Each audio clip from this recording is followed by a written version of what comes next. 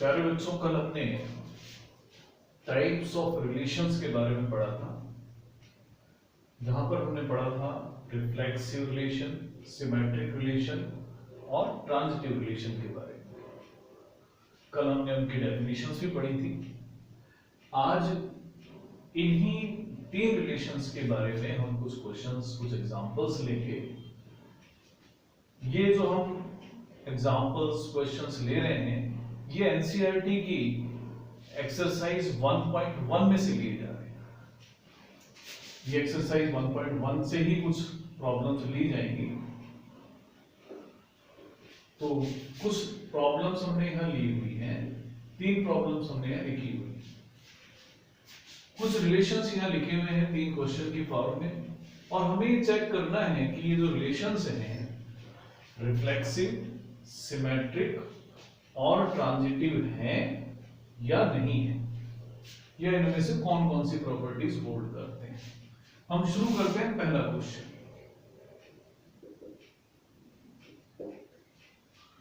Relation define किया गया है ऐसे कि रिलेशन में एक्स वाई जैसे ऑर्डर्ड पेयर्स हैं, और एक्स और वाई का रिलेशन इस टाइप का है कि 3x माइनस वाई 0 होता है। और ये जो रिलेशन है सेट ए में डिफाइन है, जहां पर 1 से लेकर 14 तक के नेचुरल नंबर शामिल किए गए। तो हमें गिवन है R में 3x माइनस वाई 0, या हम ये भी कह सकते हैं कि 3x y के इक्वल है, या ये कहें कि y 3x के इक्वल है। x की जो पॉसिबल वैल्यूज हैं 1 से शुरू होकर 14 तक जाएगी। तो अगर x 1 है तो उस समय y 3 होगा, 3 into 1। x 2 हुआ तो y 6 होगा जो हमारे सेट में है।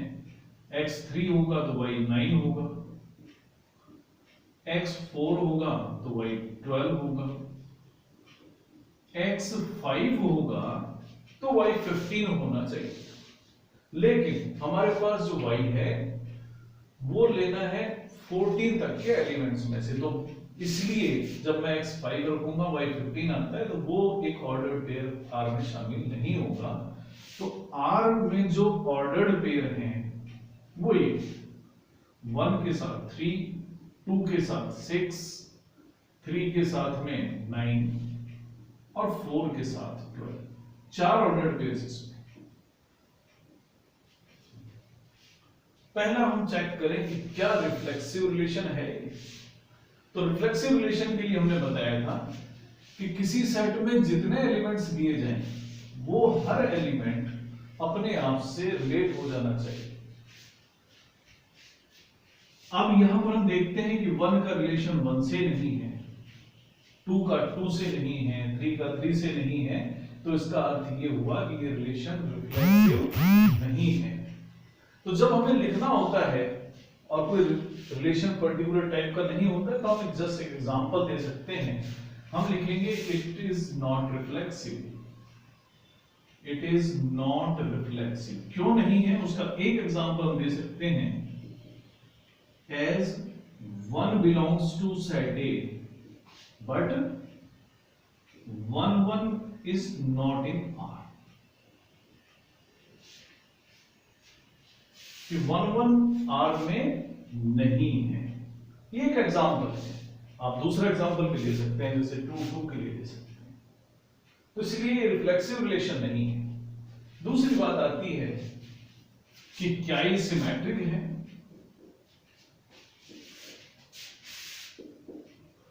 सिमेट्रिक के लिए हमें देखना होगा कि अगर कोई ऑर्डर्ड पेयर एग्जिस्ट करता है तो क्या उसका रिवर्स ऑर्डर वाला जो ऑर्डर्ड पेयर है वो भी हमारे रिलेशन में शामिल है या नहीं।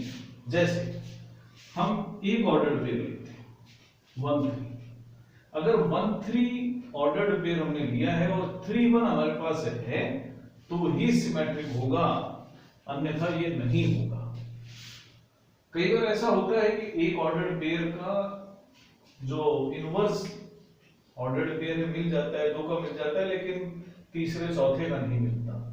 ये रूल फॉलो होना चाहिए सभी के लिए, तो यहां तो किसी के लिए भी फॉलो नहीं हो रहा, तो इसको लिखेंगे इट इज नॉट सिमेट्रिक, यानी रिलेशन आर जो है सिमेट्रिक नहीं है। कारण हम बता रहे हैं, कारण है एज 1-3 ऑर्डर्ड पेयर तो आर में है, बट 3-1 ऑर्डर्ड पेयर आर में नहीं है, इसलिए ये सिमेट्रिक नहीं है। हालांकि और एग्जांपल भी हो सकते थे, जैसे 2-6 आर में है लेकिन 6-2 नहीं है, 3-9 है 9-3 नहीं है।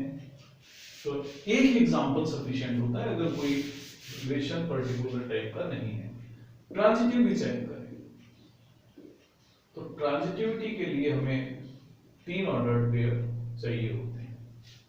जैसे ट्रांजिटिविटी एक बार फिर मैं याद दिलाऊं कि अगर किसी सेट से 3 एलिमेंट लिए जाते हैं ए बी और सी, ए का रिलेशन बी से होता है, बी का सी से, और वही रिलेशन ए का सी से हो जाता है, तो वो ट्रांजिटिव होता है। जैसे यहां 1 का रिलेशन 3 से है, अब हमें देखना होगा कि क्या 3 का रिलेशन किसी से है, हाँ 3 का 9 से। तो अगर 1 का रिलेशन 3 से है, 3 का 9 से, और 1 का अगर 9 से रिलेशन पॉसिबल है तो ये ट्रांजिटिव होगा, जो कि यहां पर नहीं हो रहा है, इसलिए ये रिलेशन ट्रांजिटिव नहीं है। तो इसको ऐसे लिखेंगे कि R इज नॉट ट्रांजिटिव। हमने एग्जांपल देना है एज, कारण है कि 1 का रिलेशन 3 से है, क्यों है कि 1-3 R में है, 3 का रिलेशन 9 से है, क्यों है कि 3-9 का जो ऑर्डर्ड पेयर है वो भी R में है, बट 1 का रिलेशन 9 से नहीं है, क्योंकि 1-9 का ऑर्डर्ड पेयर R में नहीं दिया हुआ। यानी ये जो रिलेशन हमें दिया गया था, ना तो ये रिफ्लेक्सिव था, ना ये सिमेट्रिक था, और ना ही ट्रांजिटिव था। अब हम दूसरा क्वेश्चन लेते हैं। दूसरा क्वेश्चन है कि R एक ऐसा रिलेशन है जिसमें XY जैसे ऑर्डर्ड पेयर है और Y x+5 टाइप का है, जो कि नेचुरल नंबर के सेट पर डिफाइन है। क्योंकि Y जो है x+5 टाइप का है, तो इसके ऑर्डर्ड पेयर कैसे होंगे हम लिख सकते हैं। तो रिलेशन में अगर मैं x की जगह 1 पुट करूंगा तो y 6 होगा, x2 रखेंगे तो y 7 होगा, x3 रखेंगे तो y 8 होगा, और इस तरह से इस सेट को बनाया जा सकता है। इसको हम लिमिटेड नहीं रख सकते, क्योंकि ये इनफाइनाइट सेट है, नेचुरल नंबर्स का सेट जो होता है इनफाइनाइट है, इसलिए ये जो रिलेशन है इसके अंदर भी जो ऑर्डर्ड पेयर है उनका नंबर इनफाइनाइट ही होगा, तो इसलिए हम कुछ ही लिख देते हैं। अब उसके बाद में हम चेक करें कि क्या ये रिफ्लेक्सिव है। तो रिफ्लेक्सिव के लिए जो कंडीशन मैंने बताई थी कि हर एलिमेंट का रिलेशन अपने आप से होना चाहिए, 1 का 1 से हो, 2 का 2 से। तो हमने यहां देखा कि 1 एक एलिमेंट है, नेचुरल नंबर है, लेकिन 1 का रिलेशन 1 से नहीं है, तो हम फिर उसी तरीके से लिख सकते हैं कि ये जो रिलेशन है वो रिफ्लेक्सिव नहीं है, क्योंकि 1 नेचुरल नंबर में है, लेकिन 1-1 नाम का ऑर्डर्ड पेयर रिलेशन में नहीं है। इसी प्रकार से अब बात आती है सिमेट्रिक की, कि ये सिमेट्रिक है या नहीं है। तो हम कह सकते हैं कि सिमेट्रिक नहीं है।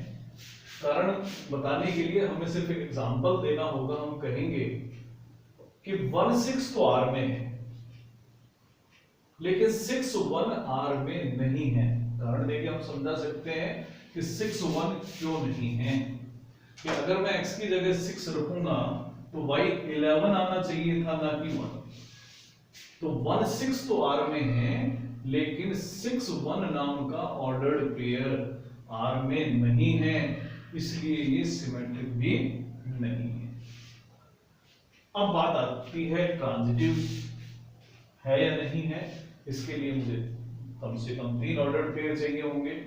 तो 1 का रिलेशन हम लिख चुके हैं 6 से है, तो हम कहते हैं कि 1 6 R में है। अब 6 अगर मैं रखता हूं x की जगह तो y की वैल्यू 11 आएगी। तो मैं लिखता हूं कि 6 का रिलेशन 11 से है। तो जैसे ही मैं x की जगह 6 रखूंगा तो y मिलेगा 11। तो हम कहेंगे कि 1 6 R में है और 6 11 भी R में है। अब हमें देखना है कि क्या 1 का रिलेशन 11 से है।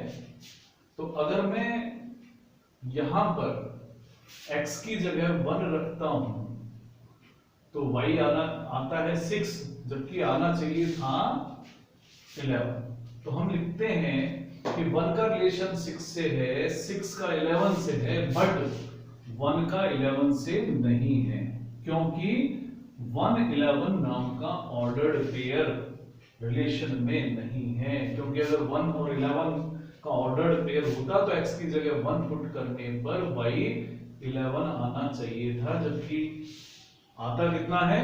आता है 6। तो ये रिलेशन भी ना रिफ्लेक्सिव है, ना सिमेट्रिक है और ना ट्रांजिटिव। तीसरा एग्जांपल लेते हैं कि रिलेशन में एक्स वाई जैसे ऑर्डर्ड पेयर हैं, जहां x और y का रिलेशन है कि x और y का जो अंतर है वो एक इंटीजर है। z जो सिंबल है आप जानते हैं इंटीजर्स के लिए इस्तेमाल किया जाता है। तो यानी x और y दोनों इंटीजर्स लेते हैं। तो पहले हम देखते हैं कि क्या इसको लिखना संभव भी है।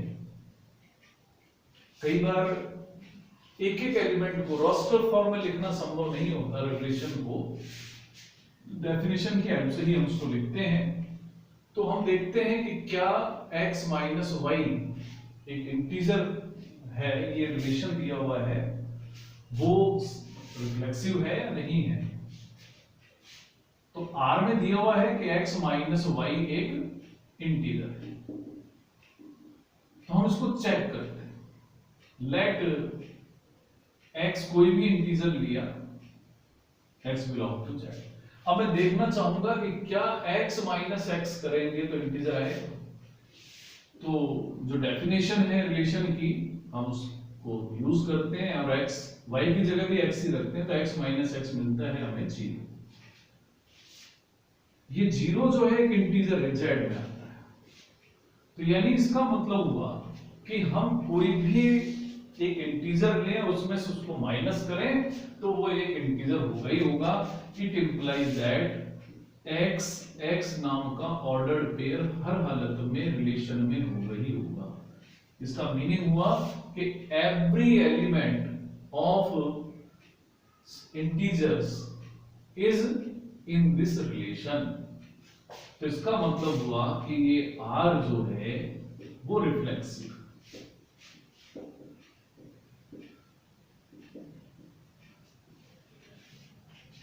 अब हम देखते हैं कि क्या ये सिमेट्रिक है। सिमेट्रिक के लिए हमेशा 2 एलिमेंट्स दिए जाते हैं। तो मैं 2 एलिमेंट लेता हूं, एक लेता हूं x और एक लेता हूं y, और दोनों ही इंटीजर से हैं और ऐसे इंटीजर हैं कि सच दैट x का रिलेशन y से है। अब x का रिलेशन y से होने का मतलब है कि x माइनस y एक इंटीजर होगा।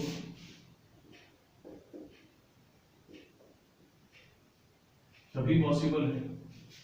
अगर x माइनस y इंटीजर है तो इसका मतलब ये हुआ कि y माइनस एक्स भी तो इंटीजर होगा। फर्क क्या होगा? सिर्फ एक साइन का फर्क होगा। अगर x माइनस वाई पॉजिटिव था तो y माइनस एक्स नेगेटिव हो जाएगा, x माइनस वाई नेगेटिव था तो y माइनस एक्स पॉजिटिव हो जाएगा। जैसे सपोज x 5 हो y 3 हो तो x माइनस वाई की वैल्यू 2 आएगी, इंटीजर है। तो y माइनस एक्स की वैल्यू करेंगे -2, ये भी इंटीजर है, तो चाहे x और y कोई भी इंटीजर लें, अगर x माइनस वाई इंटीजर है तो y माइनस एक्स भी इंटीजर होगा, और ये हर पेयर के लिए सही है। इसलिए हम कह सकते हैं इट इंप्लाइज दैट कि y का जो रिलेशन है वो x के साथ में है। इसका मतलब हुआ कि गिवन रिलेशन इज सिमेट्रिक, ये जो रिलेशन है वो सिमेट्रिक है। अब तीसरी बात है कि ट्रांजिटिव भी है कि नहीं। ट्रांजिटिविटी के लिए हम 3 एलिमेंट्स लेते हैं, लेट x, y और z, 3 एलिमेंट हमने इंटीजर्स में से लिए, such that x, y belongs to R। इसका मतलब x minus y is integer. मान लेते हैं कि x माइनस वाई एक इंटीजर तो है, मान लेते हैं m1 है, और इसी तरह से yz भी R में है। अगर yz R में है इसका मतलब y minus z is also an integer, y minus z is an integer. मान लेते हैं कि y माइनस z इंटीजर है और वो y माइनस z इंटीजर जो है उसकी वैल्यू m2 है। अब हम चाहेंगे कि किसी प्रकार से x का रिलेशन z से आ जाए, इसके लिए मैं ऐड कर देता हूं 1 और 2 को, तो x minus y plus y minus z equal to m1 plus m2, यानी x minus Z m1 plus m2, और m1 और m2 दोनों इंटीजर थे तो m1 प्लस m2 भी इंटीजर ही होगा। तो x माइनस जेड हर हालत में इंटीजर है, और x माइनस जेड इंटीजर है तो x जेड नाम का जो ऑर्डर्ड पेयर होगा वो R में होगा ही होगा, चाहे x y z कुछ भी हो। इसलिए हम कह सकते हैं कि R जो है वो ट्रांजिटिव है। तो यानी ये रिलेशन ऐसा है जो रिफ्लेक्सिव भी था, सिमेट्रिक भी था और ट्रांजिटिव भी था। तो इस तरह के रिलेशन को हम कहते हैं कि ये एक इक्विवेलेंस रिलेशन है। आज हमने एक्सरसाइज 1.1 के फर्स्ट क्वेश्चन के 3 पार्ट्स लिए हैं, तो बाकी पार्ट्स को आप करने की कोशिश करें और इसी प्रकार से आप लिखें। कल हम इससे आगे वाले क्वेश्चंस लेंगे। आज के लिए इतना ही।